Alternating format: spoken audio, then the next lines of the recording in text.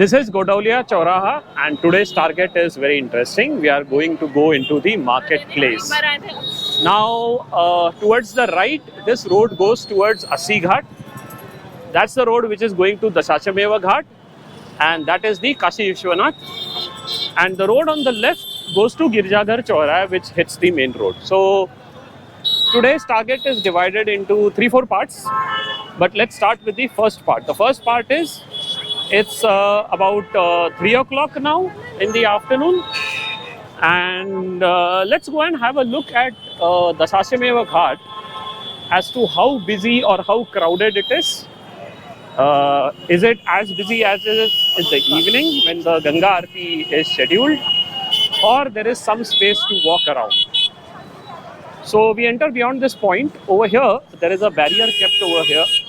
4-wheelers are not allowed, only 2-wheelers are allowed here. And a couple of odd these cycle rickshaws come here. But mostly this road is a walker's paradise, because now you can see this poor guy is honking so much, but he won't be able to cross this road. It would have been much better had he walked it down. He would have got a good bit of exercise also.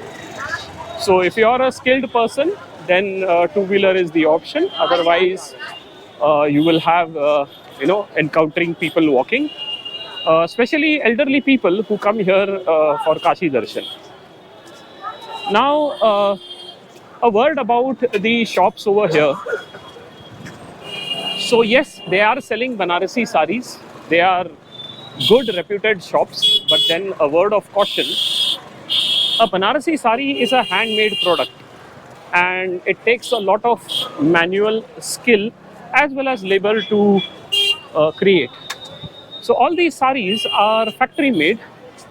They are not made here. They are not even made here. They go to another state. Over there, these saris are made in a factory, and then they are brought over here back to be sold as Banarasi sari.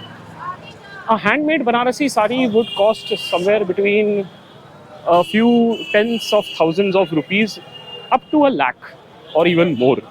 So it is beyond mathematical calculation as to how these 300, 400, 700 rupee saris are even possible.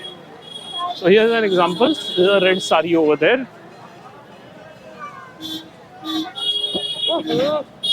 Then here there is an example of another lot of saris, and more and more and more. So the only tip I would like to give you is that do a proper research, have some local help before shopping, and use your wisdom.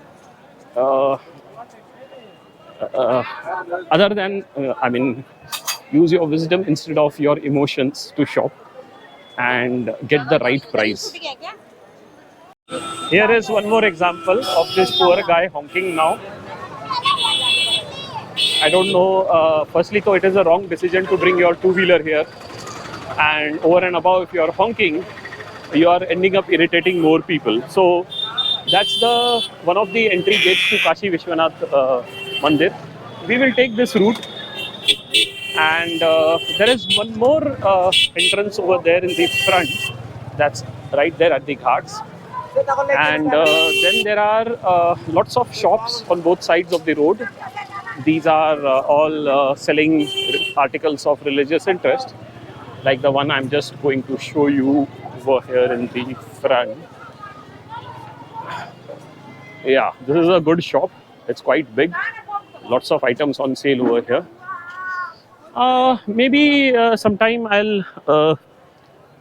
I'll get a chance to get into one of these shops wherein they will explain each and every item, what it is, how much it is for, and all that. So let's see if we are able to do that. So on this particular street, in a circular shape, all these beautiful shops. These are all government vehicles. It's written on their local UP government. So government vehicles are allowed over here. The police vehicles are allowed. And also there is this army bus. There is an army cantonment in Varanasi. And that is the biggest, that is the oldest cantonment in India, one of the oldest. Now that's the food court, and this is the road to the Dashashwamegha Ghat, and I am pretty surprised this is empty.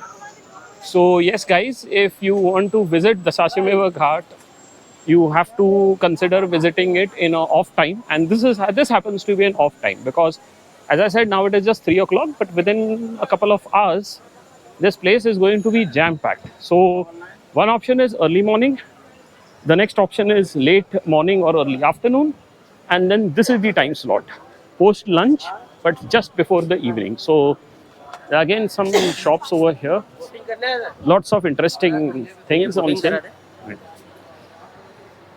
So then there's some t-shirt shops and all, and yes, it is pretty empty. It's quite empty, and it's quite neat and clean, well maintained. These are the panditji who perform the rituals. Then there are the usual list of flower sellers. Now, even though it is around 4 o'clock, and the arti is going to be not before 7, so it's about 3 hours now, and still you can see people sitting over here. So these are all the people who are waiting for the Ganga Aarti. They are going to be sitting here for 3 more hours. That's both interesting as well as incredible. This guy is stitching up an umbrella. Now these umbrellas you can see in all those old paintings also. So they basically stitch a cloth over it. And this guy is actually putting a sari over it. So it must be a used sari. And first there's a bamboo frame, and over that frame, this sari comes up. So these are the umbrellas, and it's been there for a long time now.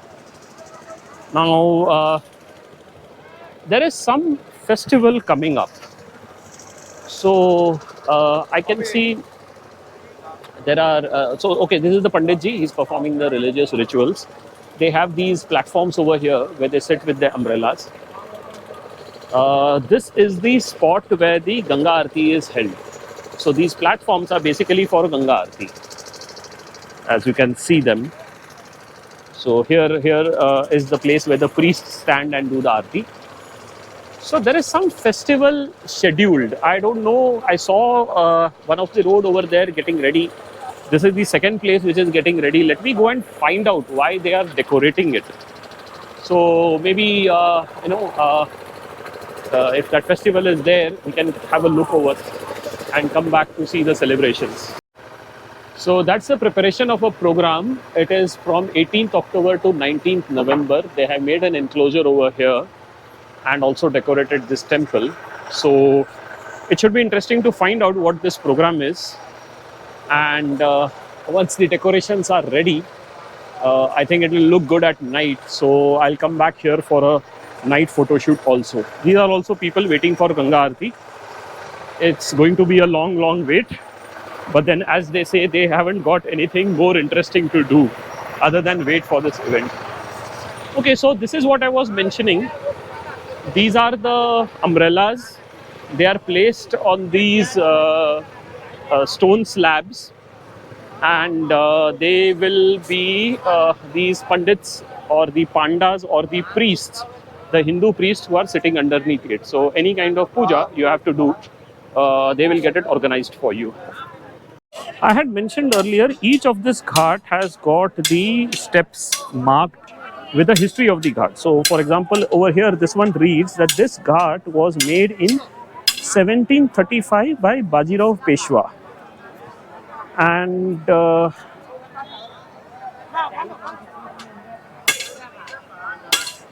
And yes, in the 2nd century, there was a king, Bharashiv king, who performed the Ashwamegha Yagna here.